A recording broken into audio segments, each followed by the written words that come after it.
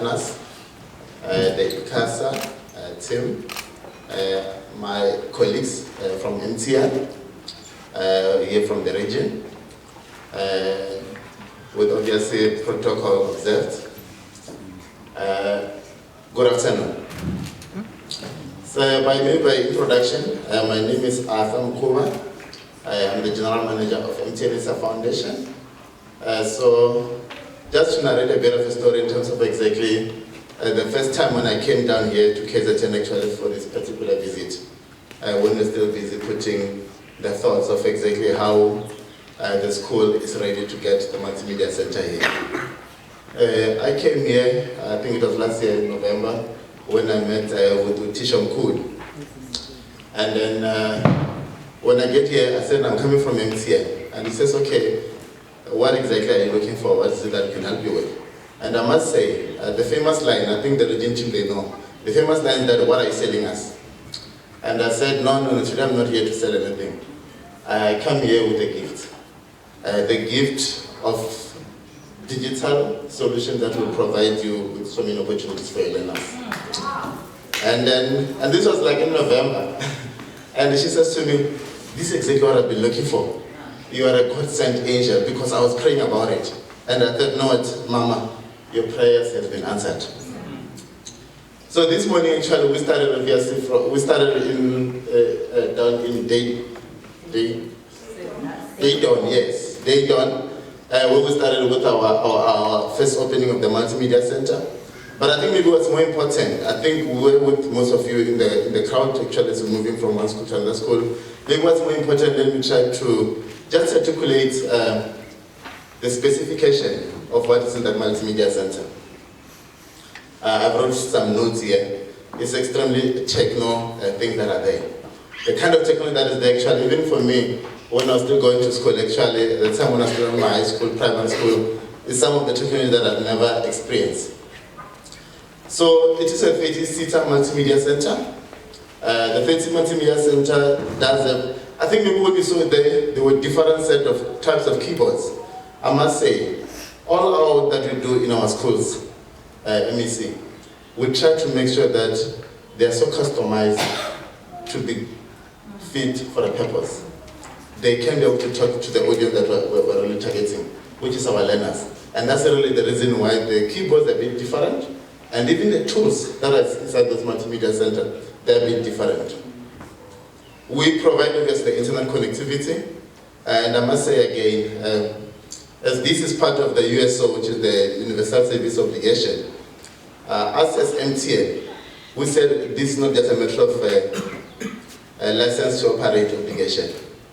It goes to aiding, supporting our communities, our learners, our educators, to be part of this evolution of digital technology, whereby we are saying everybody, and this is our core belief again, MEC, that everybody deserves the benefit of a modern connected life. That's us as MTN. We believe in digital inclusion, and that's really the reason why, again, we could have chosen maybe a different school, a different area, but we came to this school actually with learners with special needs, because we know that actually even the learners from that have special needs actually, they do deserve to compete at the very same ratio, same level, like any other learner who's at school somewhere else. We are saying that again, education should only be accessible in the towns. For example, here we're talking about the schools that are really on the top. But we're saying that our schools actually, our learners in any school where they are, they should be able to access the same information, data, content that is relevant, curriculum aligned, approved and endorsed by our department, so that at least they can be able to perform and be able to compete at the same par with the learners that are in the modernized schools. So the types of software that we have there is the Neptunes, which is the brick and break, the passive fractions, read and write, text help, board maker, ABC Maestro, sign language DVD, wood focus and merchandise, the office and antivirus. Honorable MEC, what further? So what we did further, we said, you know what, as much as there is an element of compliance, as we are moving it obviously to aiding and creating a sustainable impact in our community, we said that we're not just going to be able to provide the multimedia center and walk away.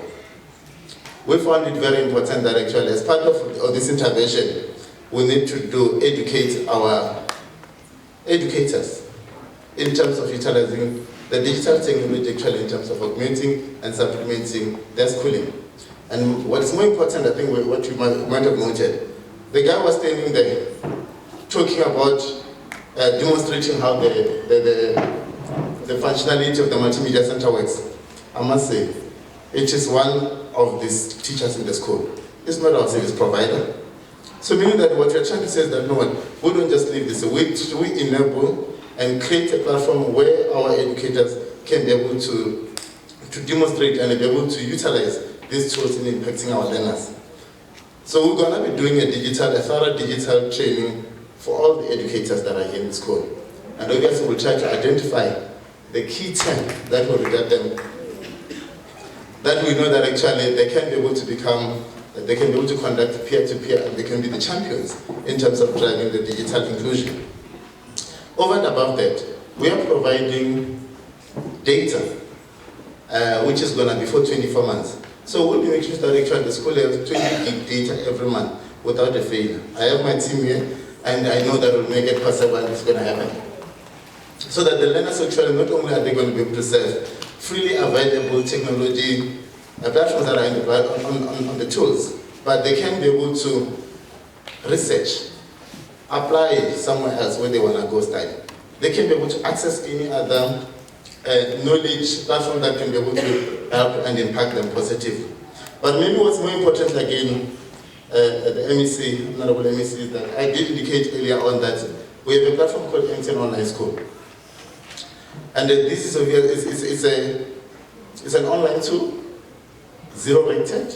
I mean, zero rated meaning that it's free of data, so you don't need data to access MTN Online School. It has a content. It has a content from grade R to grade 12.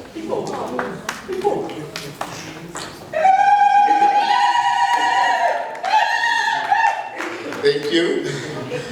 And over and above that, again, we make it a point that actually, once we provide you with those tools, you can be able to, a learner, whoever does have a smartphone or any digital tool that you're having, they can be able to access digital content for free and be able to serve, learn, interact, find a tutor-ignorant system where they can be able to have a real-time response in terms of the learnings. A teacher can be able to monitor their learners. They can be able to see how the learners are progressing and where are they facing most of the challenges. And with that, actually, you know what, with the advancement of AI, which is artificial intelligence, this way we're trying to get to the point whereby a system its own should be able to understand the rate in which the learner learns, to be able to say, no, how can I be able to be of positive impact to the learner in terms of taking the knowledge, understanding the concept, and different ways of explaining the concept to make sure that the learner gets to know their relevant studies, which is some of the things that we are doing. But maybe as I conclude, Honorable MEC, along with the time, one of the messages that I wanted to drive today was really on the network resilience plan of MTN. And this is really core to us. So as I stand here and as we have put in the multimedia center here, the enabler of that multimedia center is the kind of connectivity that the school can be able to have. So then network resilience plan for MTN, which is the contingency plan, is really talking about, most of us I think have already experienced the issues of load shedding, which I think no one is being spared from it. And we are saying that as MTN, where does it leave us? We are putting this multimedia center exactly. How then do we make sure that we can be able to make sure that our learners, they can be able to fully access these digital tools? But what's more important, though, I must say, is that we have a bit of an issue. We have a thorn. Our people, our communities, and I know that you learners, you are the most beautiful people that are here today, and you are really eager to learn, and you really want to safeguard all the assets that we provide to you.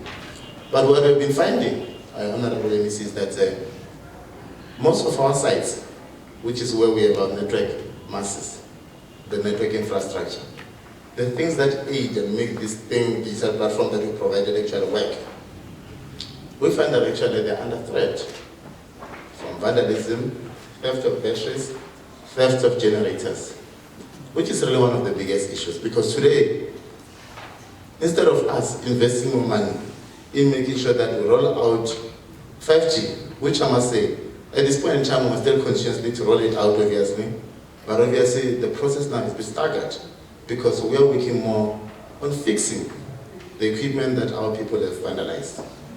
And it's our plea through the different members that are in this forum today, members of the community, we plead with you that preventing, protecting, and make sure that the network infrastructure stands, you are really opening a gate for your learner.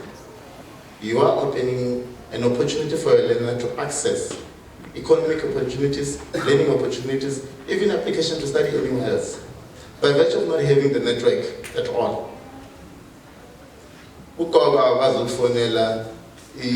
SAPS. SASA cannot come and give you the grant. So meaning that actually it is really counter our revolution that we have been pushing forward. So that we're trying to say, we're praying that communities, please help us, members of the media, in terms of some of this narrative that we need to drive to our communities, to make sure that at least we join hands with our community, work together to make sure that we can safeguard our network. And that's really one of the key messages that I wanted to engage. And I'm glad that at least we have the Honorable MP, Mam Zulu, that we are here as well. And we are saying that as you go back to engage with the relevant stakeholders, we need again that all the operators that are here, that are making things possible, digital solutions to work in South Africa, they require the network to be safeguarded. And if we're not doing that, actually, we're doing disjustice for our learners. The young ones that have ample opportunities where they can be able to learn, they can be able to compete anywhere in the world. They can access any material that is available, that any learner who's everywhere in the world, anywhere in the world could access. They are not having that opportunity. So we're depriving them. And that is history. That is history. One day we'll have to account for it. And so I plead that, you know what, as we move forward now today here, accessing that multimedia centers, let's preserve the structure that makes that commercial lab work. And with those few words, Honorable MEC, I thank you.